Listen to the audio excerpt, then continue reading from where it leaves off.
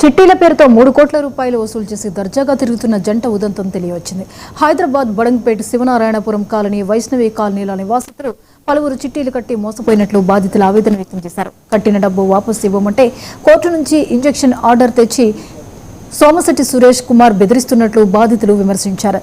పైగా డబ్బు అడిగితే పోలీసులకు పేర్లు రాసిచ్చి సూసైడ్ చేసుకుంటామని బెదిరిస్తున్నట్లు బాధితులు చెప్పారు. గతంలో కూడా కంప్లైంట్ ఇచ్చినాము. సోమశెట్టి సురేష్ కుమార్, సోమశెట్టి నాగ సౌజన్య పేరు పైన.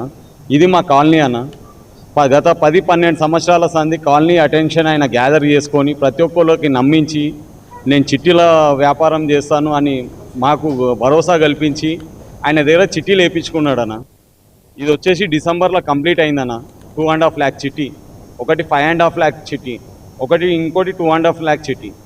2 చిట్టీలు కంప్లీట్ అయినాయి.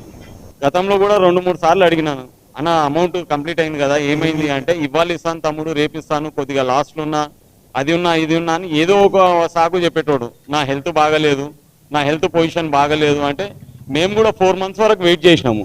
ఇప్పటికీ కూడా అడిగితే నేను ఇవ్వలేను, మీరు ఏం చేస్తారో చేసుకోండి, నాతోండి కాదు అని బ్లాక్మెయిల్ చేయడము, సూసైడ్ డ్రామా చేయడము, నాతోండి అయితే లేదు, ఏమన్నా అయితే నేను సూసైడ్ చేసుకొని మీ పేరు మీద వేసేసాను బెదిరింపులకు పాల్పడుతున్నాడు మా పైన. గతంలో కూడా కంప్లైంట్. బాపట్ల జిల్లా చీరాలలోని దేశాయి